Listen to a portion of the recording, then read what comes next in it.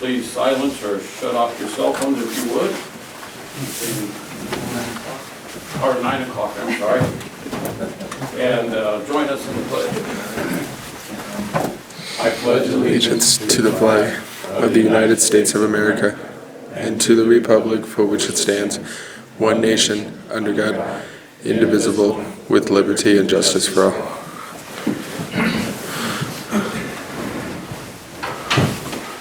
Okay, so additions or deletions to the agenda at this time? No? Yeah, I have 2 additions. I have my ODOT agreement number 32859 and a sheriff vehicle purchase. And then a deletion of an inline crusher. Deletion of what, I'm sorry? Inline crusher. Okay, and that was just an update on that. Okay, also on the North Lake Annex lease agreement, I'd like to recommend we make or take action on that today. Be public health and mental health. Jay and Dave are working on that. So, does the board have any additions or corrections? All right. With that, our first item is service pin recognition. And we have 2. One of them isn't with us right now, but I'd like to at this time acknowledge Jennifer Stevens, 10 years service pin. 10 years of service with the county, incredible in the 10 years. Thank you for being here. Jennifer, over the years, has moved up from just being office deputy, I guess you would say, all the way up to assistant director in there, has taken tests. At one time, building official until the state has changed the rules on that. What you do, Jennifer, taking on the duties of the nuisance abatement, stepping up on the planning side whenever the Darwin's gone and everything. We can't thank you enough. We appreciate everything that you've done over the years and what you continue to do. And 10 years is just the start, and we have 43 more to go. Yeah, thank you. Well, I was going to say, I'd like to come back in 30 years for your potential retirement. So, Yeah. There you go. yeah. So thank you. Thanks Thank you. very much, Jennifer. Thanks. Thanks, Jane. And we had one other, but we're going to carry that one forward until he's available to be in a public meeting. So we're going to go right down our agenda. Back to the additions. Melanie, you were going to have a discussion, and we might as well go ahead and jump right on in. It's on the fireworks. Did you mention that? Oh, yeah. So we normally donate $500 from the Economic Development Fund for the purchase of fireworks. Would you guys like to do that again this year? Yeah, we would do it North Lake and South Lake both, is what we've done in the Okay. previous years. So, yes, consensus of the board, I believe, would be. The only little caveat there, we found in the last couple of years that we donated to that time, that celebration, and not to fireworks specific, because that's, So, I'd rather come not directly just for fireworks, specifically in North Lake. you are absolutely correct. We've had that discussion. It's Yeah. for the 4th of July celebration, and they Yeah. use it to put on the celebrations in those communities. In the political fashion that they do. Yep. So consensus is yes, Yes. same with ours, out of the Economic Development Fund. All right. Oh, hallelujah. All right.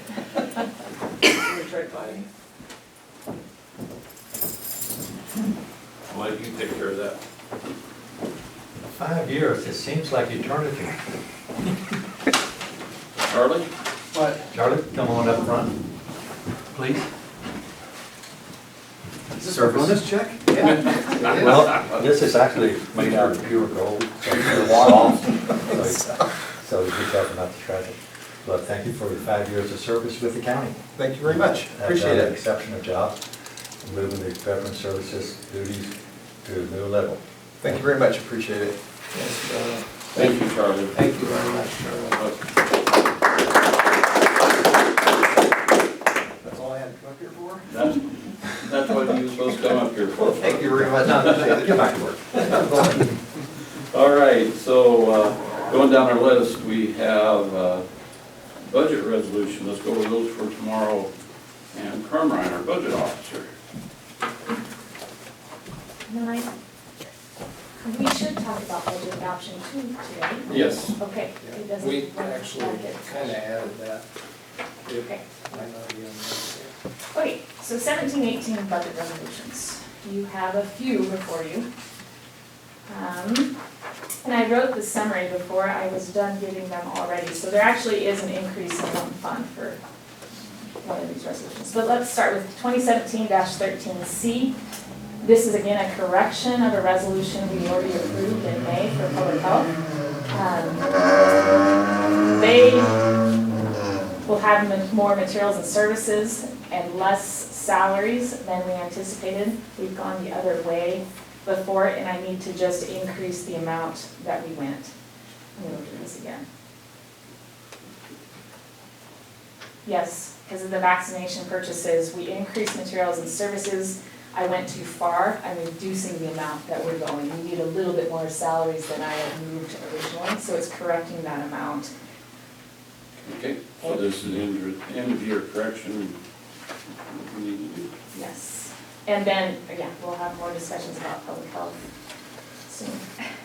2017-18, this is for the Special Transportation Fund. We talked about this fund before also. It's also increasing materials and services, just again, increased services that are provided by our contractors and the amounts that we'll pay in this month. So this will get us in line for that June 30th cutoff time. We will increase materials and services 15,000 and decrease capital 15,000. Okay. 2017-19 is for the Community Development Fund. We have not made a budget adjustment with the staffing change, kind of watching to see where that all needed to be closer to June 30th. So this requires a materials and services decrease of $8,000 and then personnel service increase of $8,000 to account for our staff that's with us, not contracted at this point. So 2017-20 is for the Marine Enforcement Department, 101-150. Again, this is a really small grant department. And they actually will receive more revenue. This grant is a little bit higher than what we had budgeted for. So this is the increase in expenditures that I was talking about earlier. So we're going to increase revenue $700, that's state funding. And then we're also going to increase personnel services $700. Okay. The last one, 2017-21, is a unique situation. And I was happy to find this ORS that allows us to make a budget change this way. This is called an inter-fund appropriation transfer. So what we're doing is we're actually decreasing appropriation levels in general fund and transferring both the appropriation level and the resource with it to Fund 201. So the rules around this transfer require that you're not taking appropriations and dollars from a special revenue fund, which we're not. We're taking it from general fund. I hope not to use this type of budget correction very often because it sounds a little bit fishy on the surface. But what the public is concerned with is overall expenditure values for general operations and general funds. So in this instance, it's remaining the same between the two funds. We're decreasing in one fund and increasing in the other, so the overall appropriation level stays the same. If that's as clear as mud. What this resolution does is it decreases county lands, materials, and services by $26,000. We had savings in that department from solar incentive dollars that were not paid out, and then also the RAC project that's still kind of on hold, going a little bit further into the future. And then we're increasing the county insurance pool materials and services by $26,000. The county insurance pool is where we're currently paying and accounting for benefits for our employees.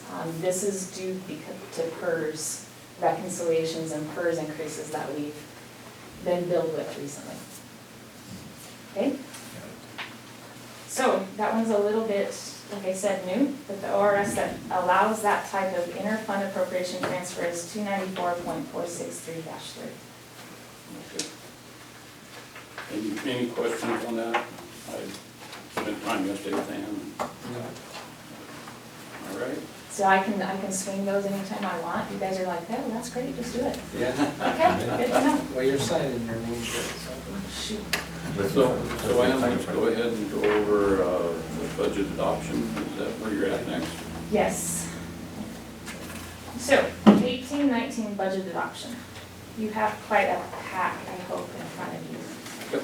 that has some draft appropriation language. But first, we want to talk about a few changes that are being proposed. If you agree to those changes, then that draft appropriation resolution will be updated for tomorrow's meeting.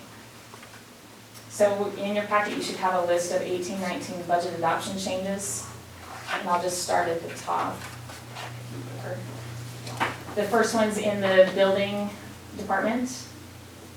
Discussion around hiring our own electrical inspector.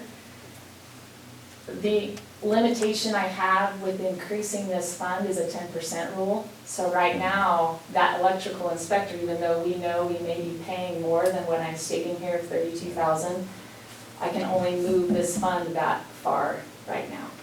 As we get in the year, the fiscal year 18-19, we'll watch and see how those revenues are coming in to offset that, how much we're paying, and then we'll modify at that point in time. So what this budget proposal is to increase salaries by $32,000, and then also increase local resources $32,000 to balance the budget, and that comes from a couple of county contracts that we hope to enter into to provide services to our neighboring counties. And so as we move throughout the year and see more cost, the inspection services even here in Lake County that we receive, the funding for will no doubt increase our revenue a like amount or more. Right, Yeah. so with these electrical permits, we receive the dollars, and in the past, we've had to send off a big portion of those dollars to the state to cover the program. So really what we will do now is, instead of sending the dollars to the state in materials and services, we'll be paying in salaries, but keeping that permanent income. Yeah. How far along have we gotten as far as researching potential contracts with Kearney and County? Have we interacted with them already to what extent? Kenny, he gave like an update on that. He's very, very probable on the Harney side, where this is an A-level certified electrical inspector. Definitely there. Klamath County will not have an A-level, so the odds of them contracting with us, and we just got done contracting with them. The potential is definitely there. Each community needs that A-level electrical inspection, so we're doing, Kenny's working very hard on it. He's in training this week, but he'd be here to give the. Yeah, Harney County is an obvious, I was just kind of concerned about Klamath, but I'm working on it. Klamath County, where that a couple of employees have come from Klamath County. We'll see how they react to that, but they need the services. I was thinking about They've been a good partner over the years with us, so I think. I was thinking about Jackson County being so close to it, but it is. Yeah, could be. Okay, the next fund that we need to modify, we'd also discussed during meetings, we weren't sure where we're headed with public health, and now I think we know where we're headed with public health.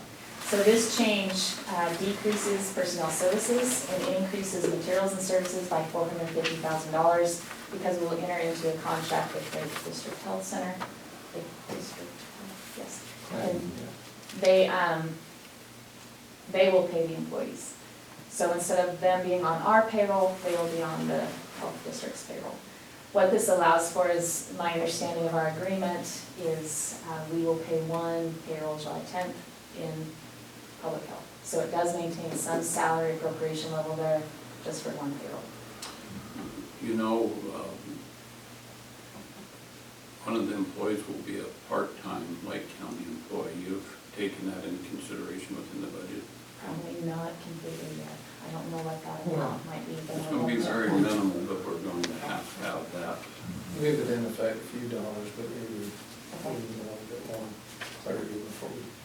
use everything. Okay, there's,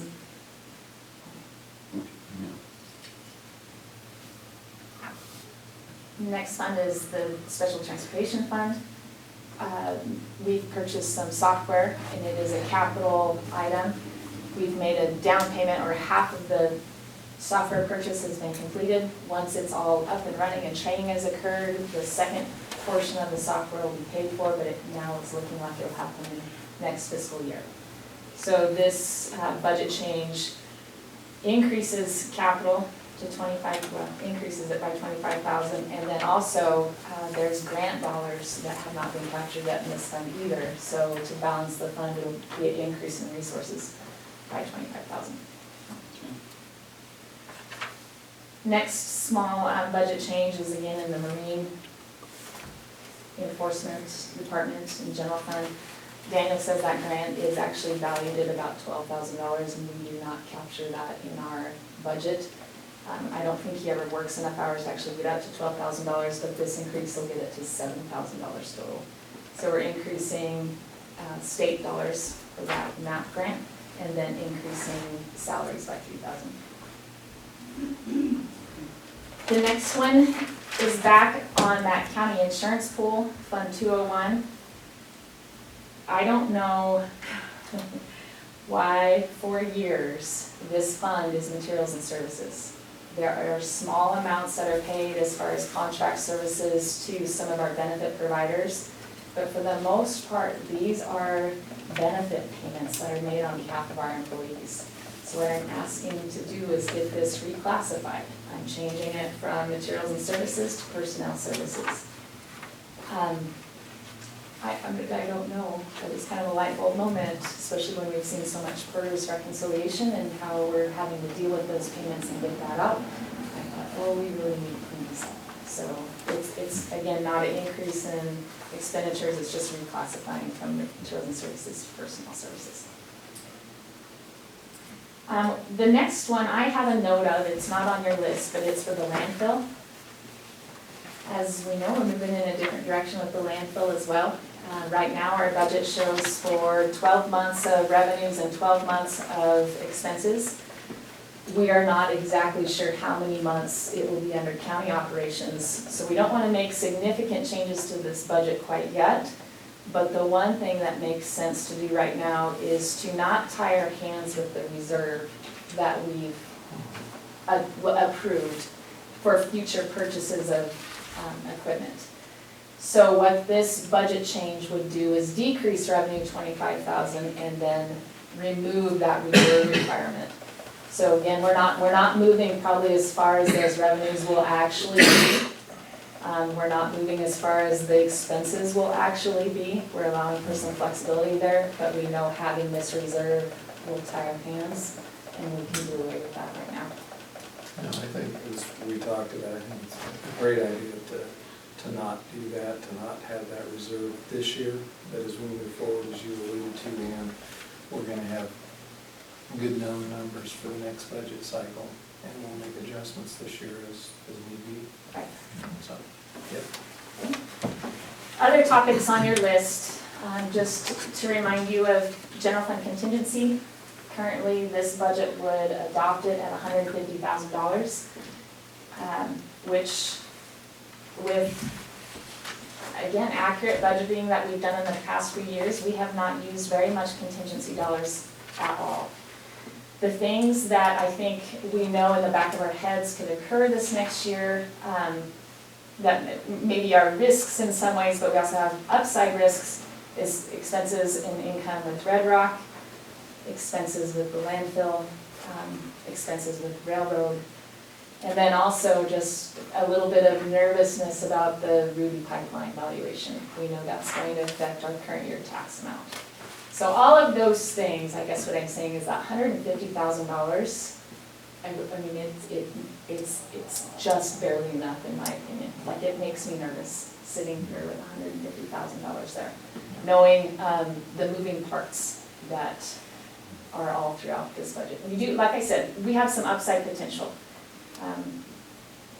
with permit income in our building department, and also with, you know, current construction and things like that, that will increase our property taxes.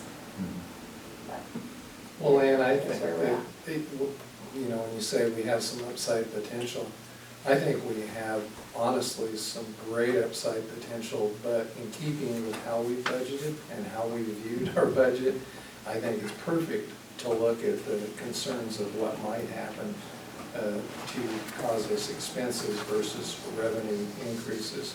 The reality is, hopefully the reality is at the end of June next year, we'll be in a plus situation related to this. But as you alluded to, 150 worst case scenario, that's gonna potentially eat it all up. So, yeah. Okay, wanted to kind of have that Well, discussion, kind of caveat. Well, it to goes this to whole all of our adoption. budgeting with, Yeah. you know, there's a lot of things we'd like to do, and in the future, I think there are opportunities gonna be there to do those additional things. But right now, the responsible thing, I think, is exactly what we're doing. We're not committing to anything, not only for a year, but for an extended period of time that we don't know that we can afford to do. So I like what we're doing. The last note on that other topics list is the potential to increase commissioner materials and services for attendance to county college. I think Melanie's researched cost on that. It seems like it's 6 weekends. If you look at potentially a $500 per weekend per diem and travel and all those things, that's $3,000 plus tuition was, $750. so we're looking at right under $4,000 per person that we would choose or budget to attend. I was looking at your budget, and I thought I brought it. It seems to me there's about $40,000 in travel between the 4 positions. But knowing the issues we're involved in and the travel that's occurring right now, I don't think that department can absorb it. So if you want to allow for the potential of 3 people to attend county college, I would recommend you do increase materials and services. My issue is I'm not sure I can offset it with beginning fund balance. I can't offset it with taxes. I would be offsetting it with contingency. Unless I really sharpen my pencil and look throughout the budget somewhere else and look at materials and services. Or I can also look at a transfer. Transfers.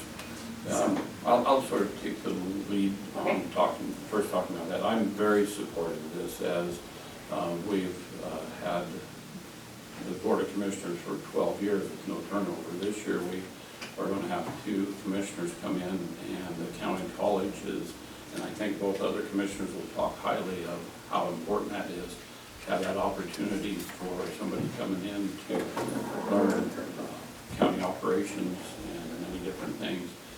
I definitely support, and Melanie would be the 3rd person as the new administrative assistant. They'll get to county college.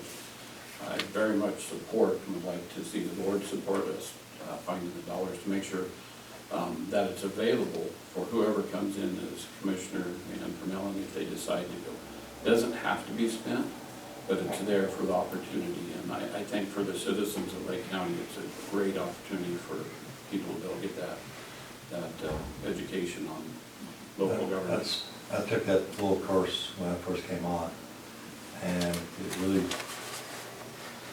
showed what the county commissioners are truly responsible for. That is that not just how to do daily business, but what are we truly responsible for, like mental health, emergency management, et cetera. So it's worthwhile. Every 2 new commissioners wish to attend. I strongly recommend it. I totally support it, needless to say. All 3, the commissioners and One of the shocking is when you find out the unfunded mandates the state brings down and the underfunded mandates, and then as a commissioner, you're responsible to make those happen within your county. That was one of the things that through AOC really surprised me. And I would like to, with what you said, what you brought forward, I would probably favor looking at transfers. Trying to find the money in transfers there between now and tomorrow. So we're talking about a grand total of 12,000? Yeah. Yep. Okay. I'm sure we can have that.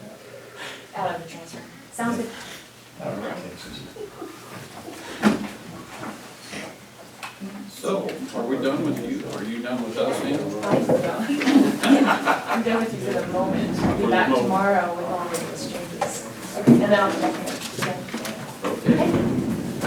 So, Jake Greer isn't here right now, so, Mr. Berman, we're gonna call on you right now.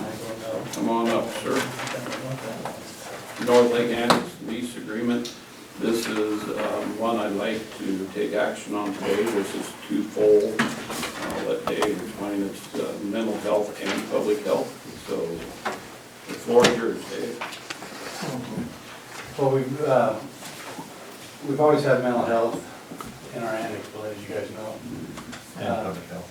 Or, pardon? And public health. And public health. And then,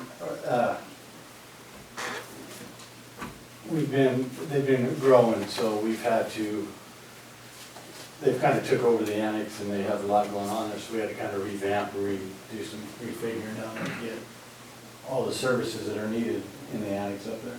So what we've done is, we combined some of our county entities into one, and then, gave mental health their space that they need to be able to operate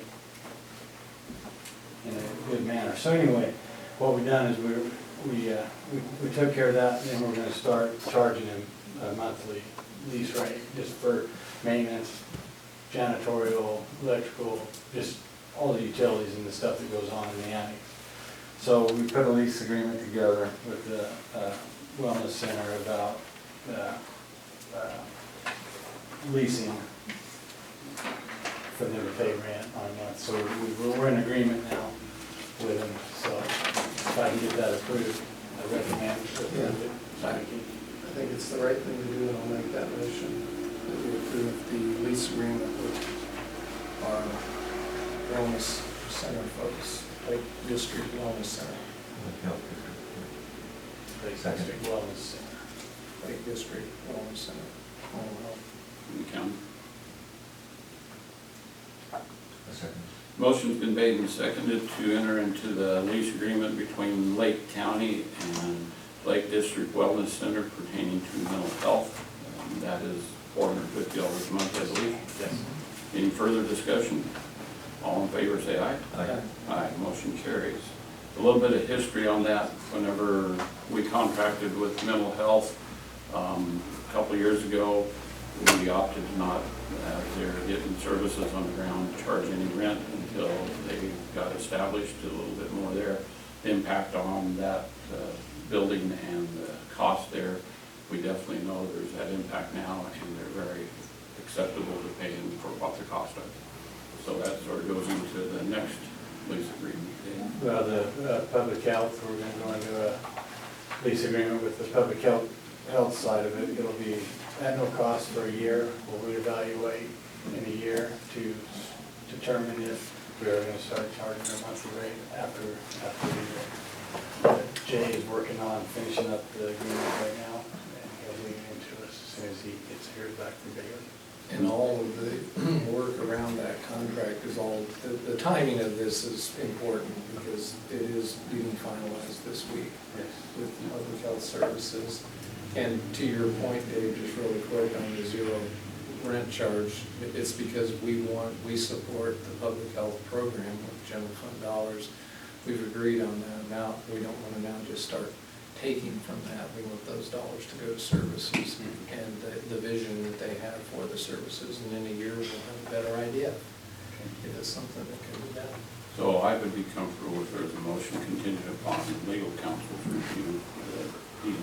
Jay's trying to get a hold of legal counsel right now. His legal counsel's tied up at the moment. I'll make that motion. Second. Motion's been made and seconded to enter into agreement between Lake County and Lake District Wellness Center pertaining to public health contingent upon legal counsel's review. Any further discussion?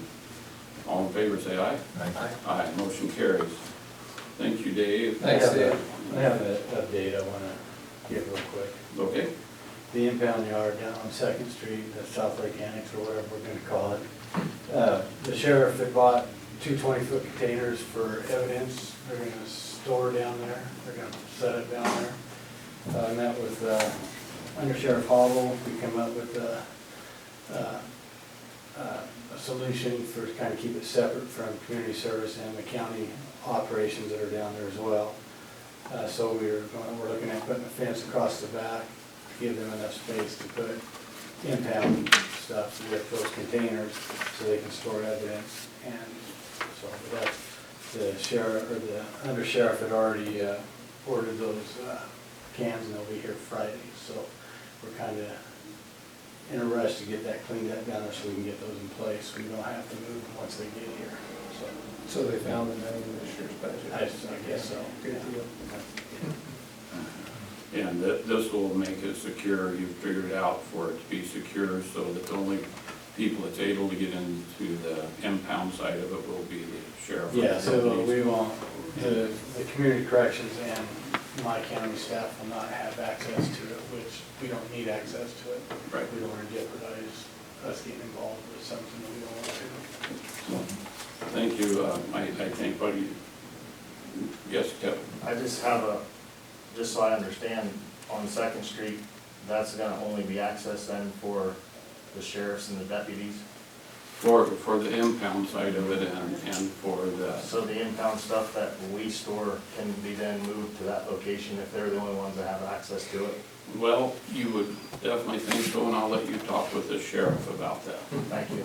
It makes perfect sense for some of that stuff that's been there for 30 years. to be If cleaned up. they're working towards that to be more secure location, and that's what it's designed for, then Yep. it's best there. Absolutely. Than where it is on the road department.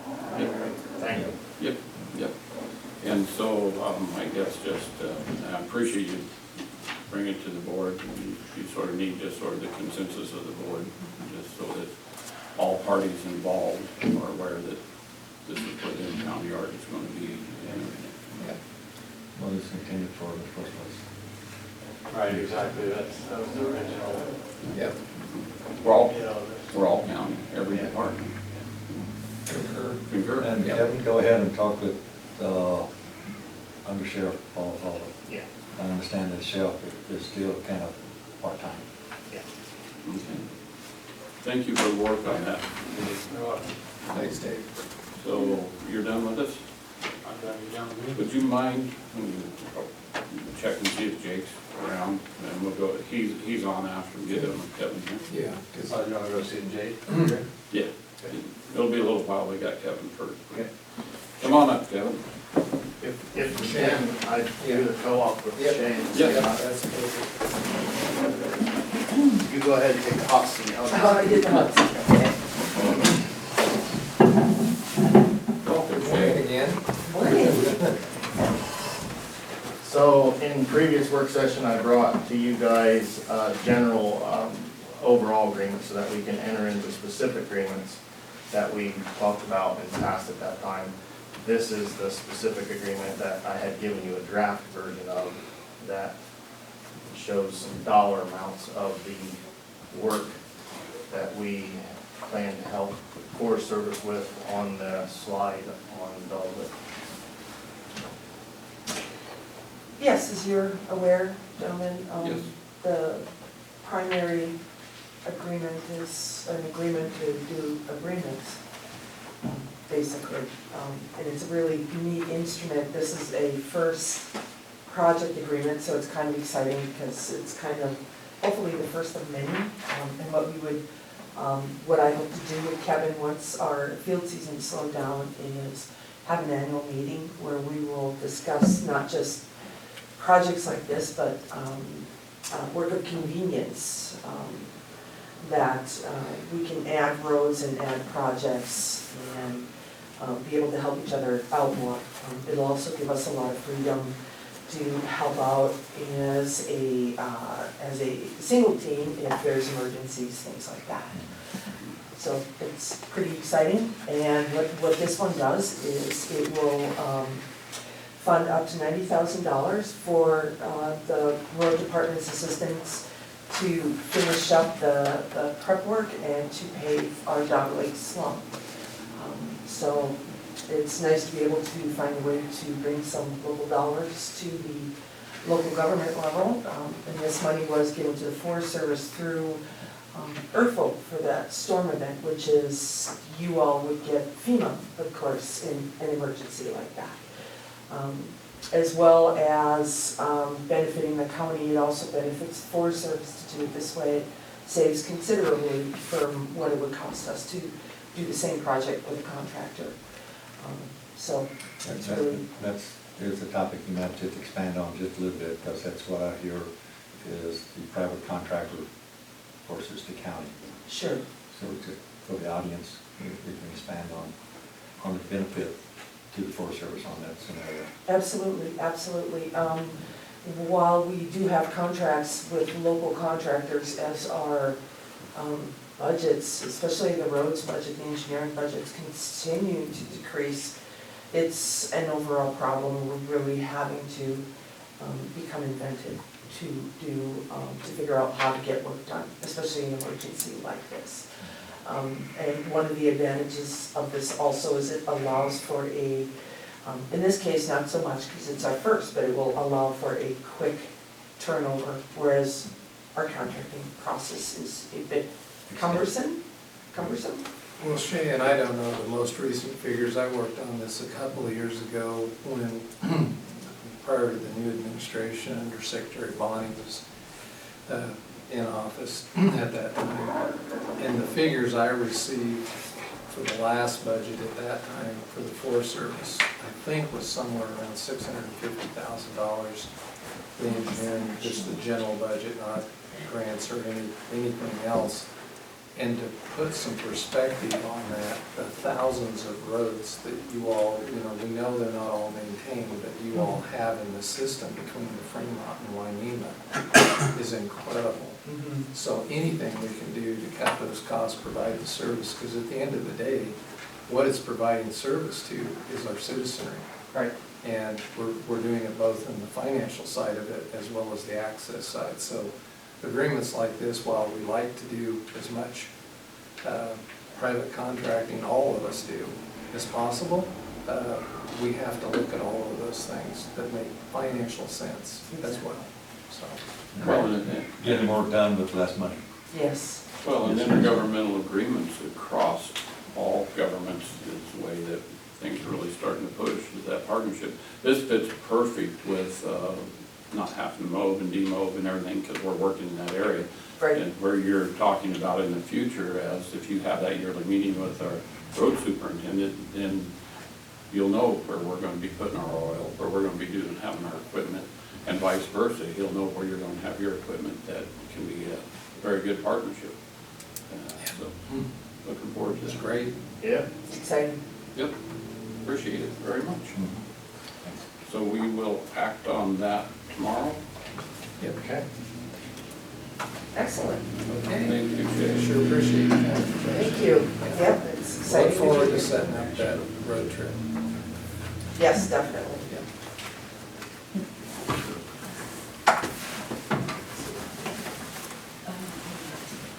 Which one would you like next? Let's go with the dump trailer purchase is the next one I have on my list. Okay, so in reviewing operations of the landfill and how we're going to manage some things as far as Silver Lake and Fort Rock transfer sites, and coordinating that with our, what will be our North Lake employee, there is a minimal, at best, amount of quantity or tons that comes from Fort Rock specifically, slightly more from Silver Lake, and those days are on Sunday. So in transitioning from how we currently are functioning with the contractor and how we are going to operate with our own operations, it seems that the most cost-effective way to handle this transfer of material at this, they are called transfer sites, but they are convenience centers to the public, is to provide and have this dump trailer that the employee will take right to that site. Their material, public's material will be brought onto this trailer and will be transferred directly to Christmas Valley,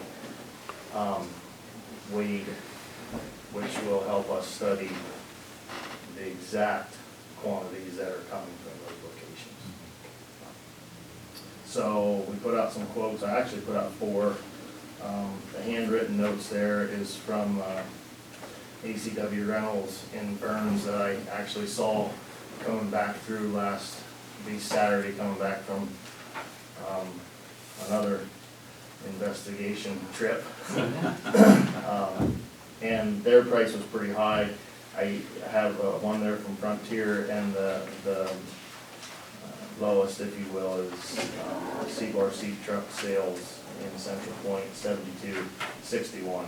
This trailer, I think, fits the size and the capabilities for what we're gonna pull it with, and will help us with that transfer.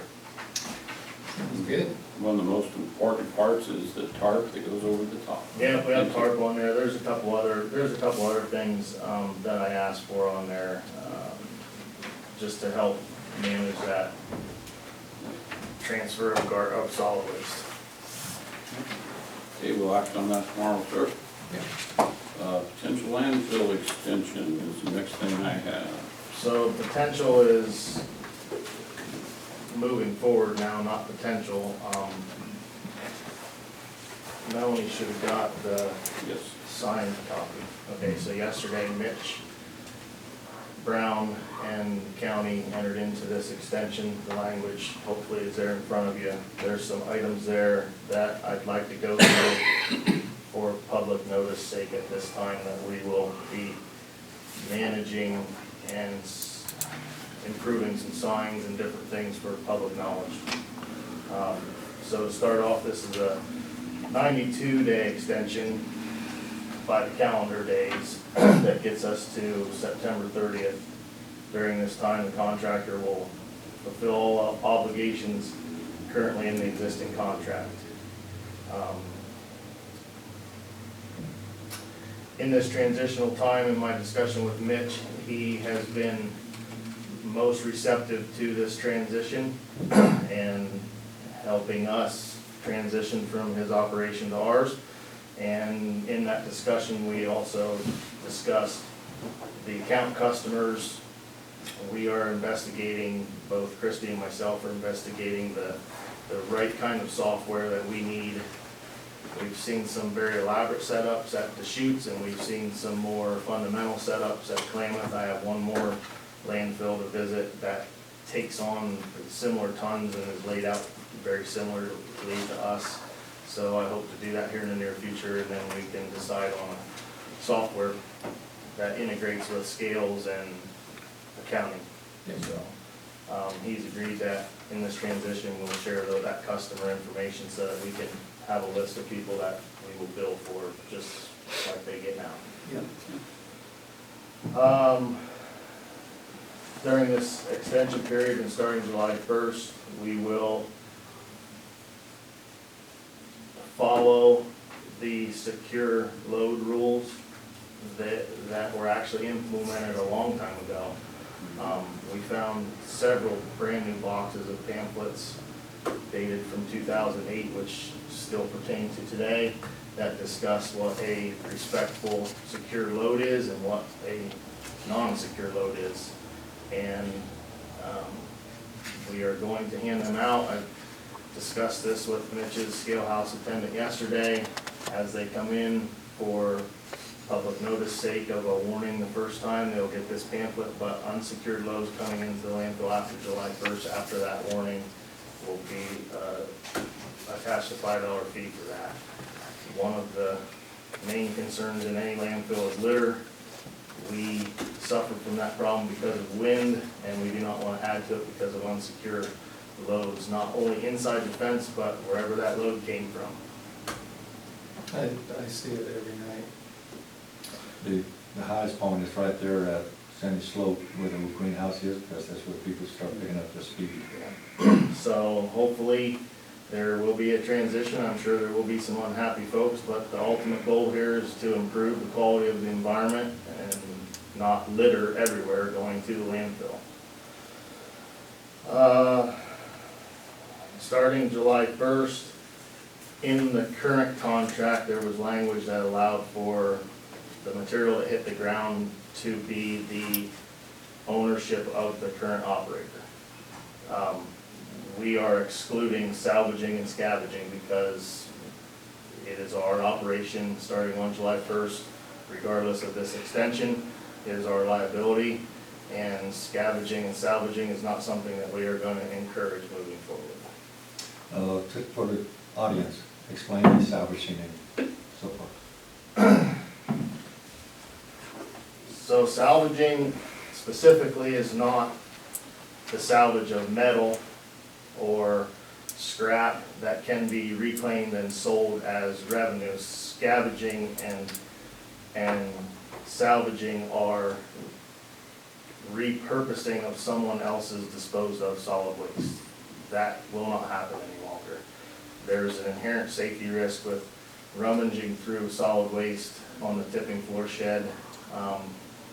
And in the interest of safety, not only for my employees, but for the public, that will not happen any longer. Perfect. So, also during this extension, in coordination with Mr. Greer's people, we will work out a schedule to, one of the concerns that the contractor had was for his time spent and his employee efforts in picking litter, so we will discuss that. I've discussed it with Commissioner Winters, and we'll get with Jake and Mr. Hobble to set up a time period that will help us through this transitional extension period. I hope to manage it on a schedule.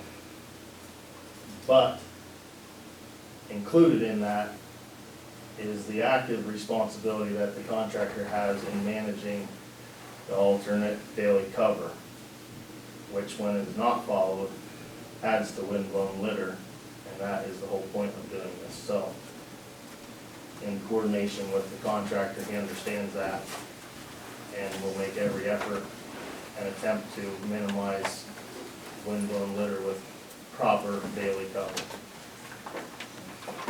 Reading number D here, I see it says the use of contractors' portable screens will be utilized.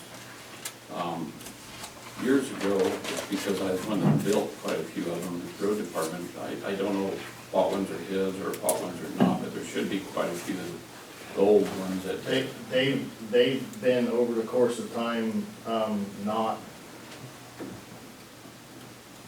They've been destroyed. kept up. They've been destroyed. They've not been properly maintained and kept up. And whether they're in a proper location for windblown litter or not, if they have holes in them, they don't work. So a lot of the windblown litter ends up against the county fence, which is where a lot of the activity takes place.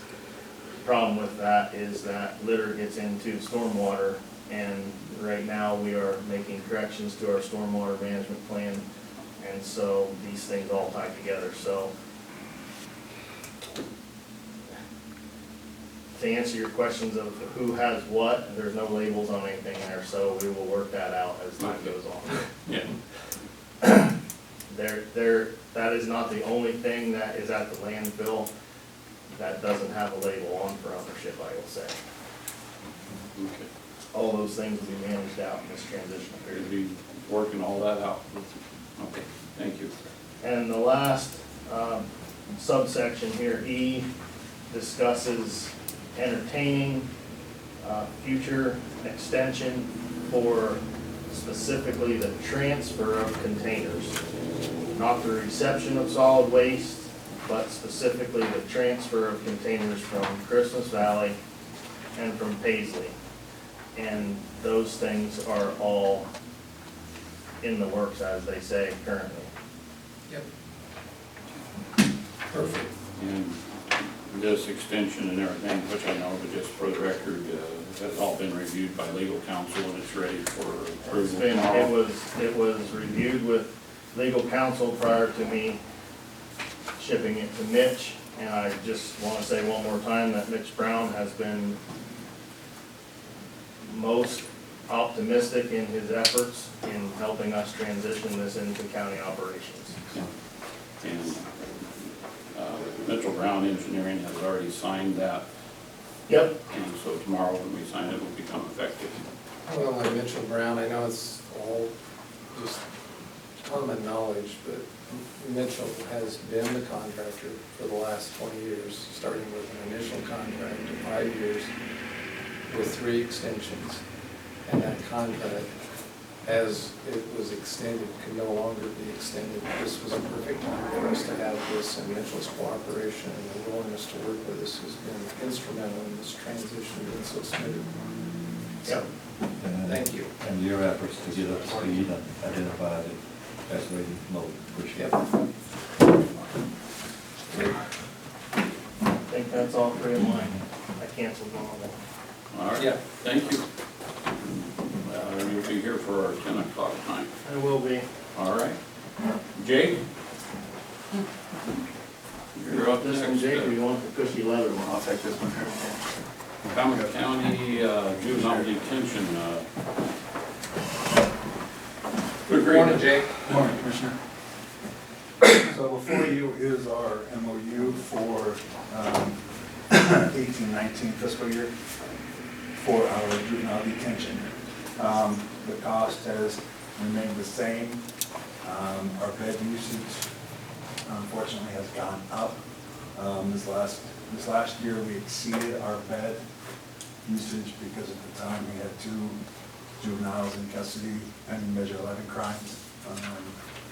And we had another youth who decided to violate his probation, so we had 3 kids over there, which put a big dent in our beds. So we're utilizing our beds, unfortunately, but it's nice to have them there should the need arise.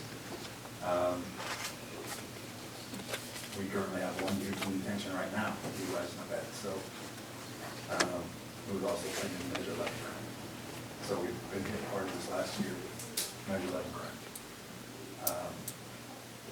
So with that said, the request is to accept the MOU as written, as it was written last year. The price has been brought out in our collaboration and cooperation with the Falmouth County Juvenile Department is. This is one of the places, as we was talking about contingency earlier, if we end up with more bed usage than what we contract for, we have to come up with it all. We've been very fortunate over the years to not go over the contract budget amount, but there's always that potential exposure depending on, well, we've all seen in 1 year whenever it was.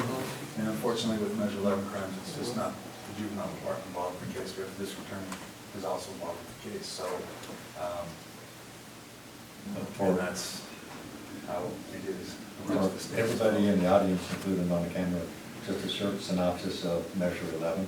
Measure 11 are serious, either sex crimes or violent offenses that occur. Kids, youth, age 15 through 17 are able to be remanded into adult court for a mandatory minimum sentence, and the sentence varies depending on the crime committed. Unfortunately, the Measure 11 crimes that were committed this last year were all sex crimes involving our youth. Not just specific Lakeview, but countywide. So we have a good working relationship with Oregon Youth Authority, unfortunately. But it's hard to have kids released back home when their victims are in the home. So that's how we've been able to successfully utilize our injection. We're still holding our youth that are on probation accountable by short sanction, detention, 3 to 5 day sanction. So it's on for tomorrow for action. Thank you. Okay. I will be here tomorrow, I'll be reading this afternoon. That'll be all right. Take care. Are we gonna have anything to work with? Yes, we can. Thank you, Jay. Appreciate it. So, Jay, we've already acted on the public health and mental health contingent upon legal counsel's review. I assume he came to let us know legal counsel's reviewed it and approved it. He has, he's approved it. Okay. He hasn't signed it yet, so actually tomorrow will be fine. Action's already done. Oh, okay. You're good to go for your meeting here in just a little bit? Great, Yeah. thank you. So Thanks, Jay. action is done. Thank you for your work on that. Okay, we're going to take just a 5-minute break and come back for our time at 10 o'clock.